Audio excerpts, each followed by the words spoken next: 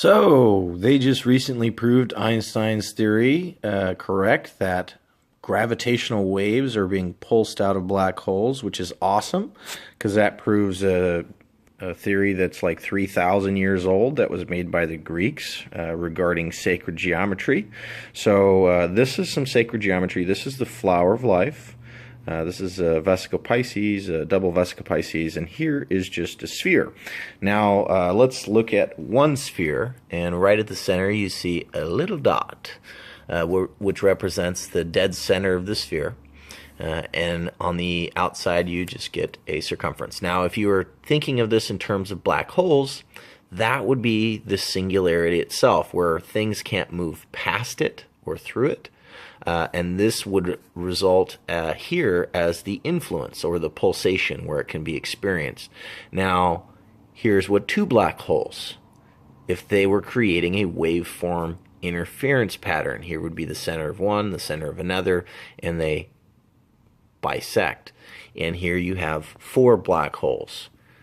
They are, again, bisecting again. So you get one, you double, and then you get this is 8. So you have 1, 2, 3, 4, and then on the surface you'd have 1, 2, 3, 4 for a total of 8 spheres.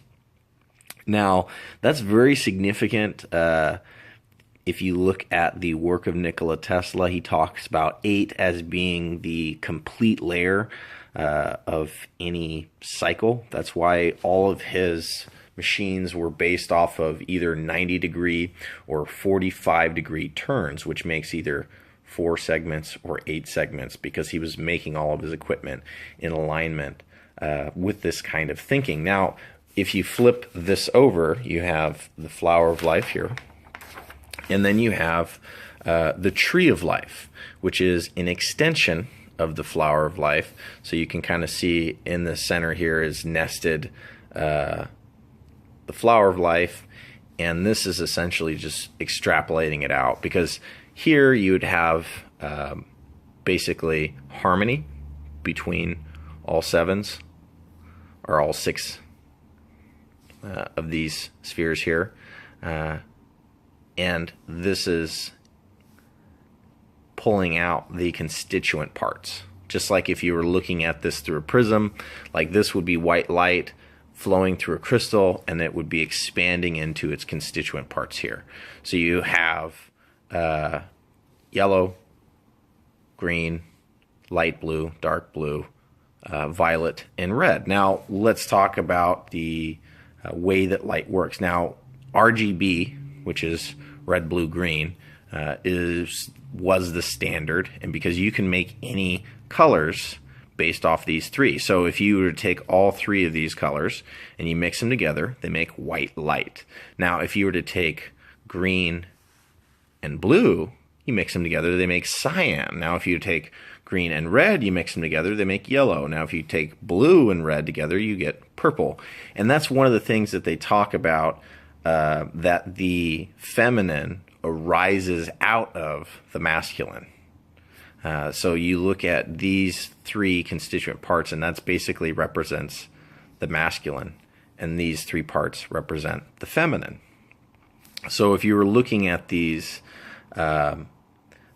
colors, these total of 13 colors, because if you think white light, and then there's 12 additional colors, represent the total human psychology. Energy as it flows through the body is what creates human thought, human movement, and how the energy flows is what creates emotion. So each of these is responsible for specific aspects of human behavior. So like yellow is will, which represents the breath. So air determines the total amount of energy that's in your body. So it's very tied to what you can willfully do. The heart is essentially harmony, joy, because it's the binding force in the body. It's what keeps everything moving. It's what binds it all together. And then you have the throat chakra, which is communication, verbal and nonverbal communication. And then you have imagination, the human body is very interesting in the sense that it has a prefrontal cortex.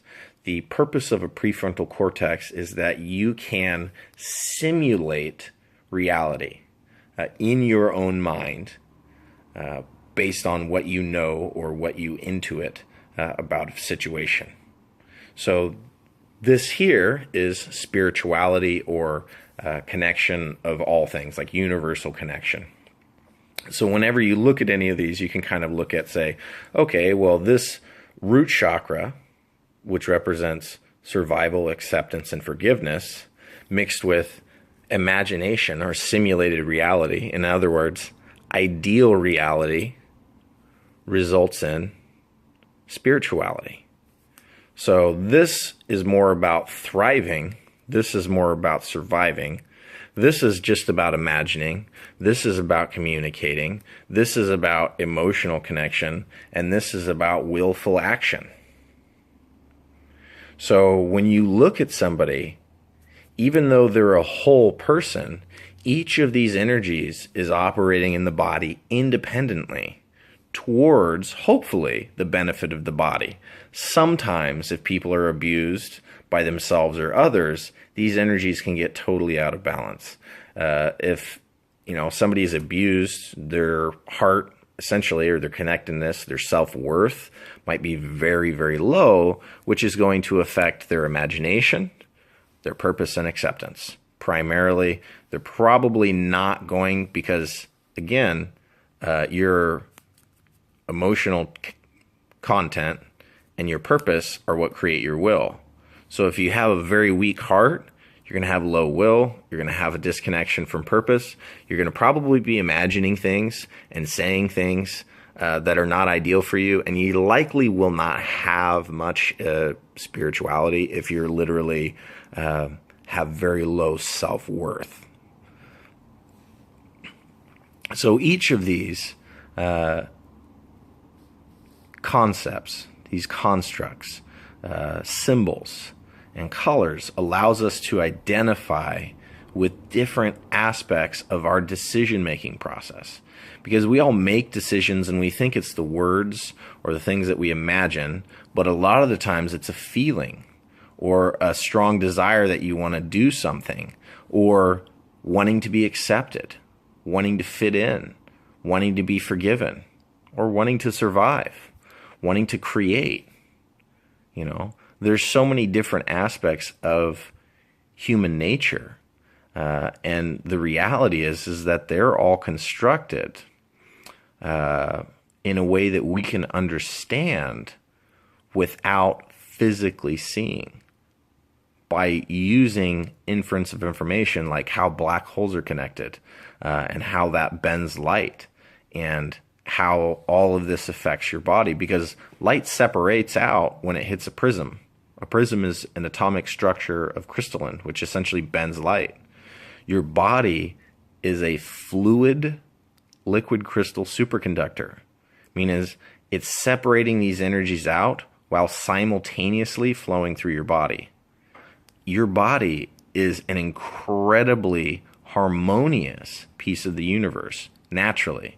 And it is only when we are in circumstances where other people are trying to impose their will on us, other people are trying to force us into fight or flight survival situations, other people are trying to tell us that we're not connected, that we're not all the same.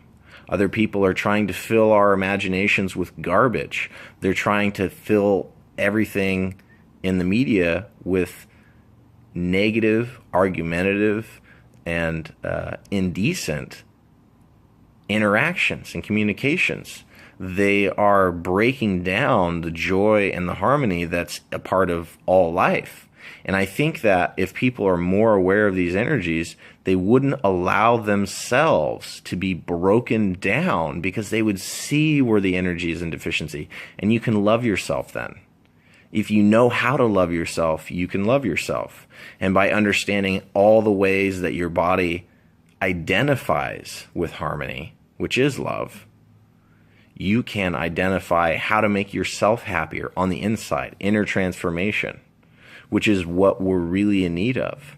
We need people, not better technology. And it's totally possible with a higher intention.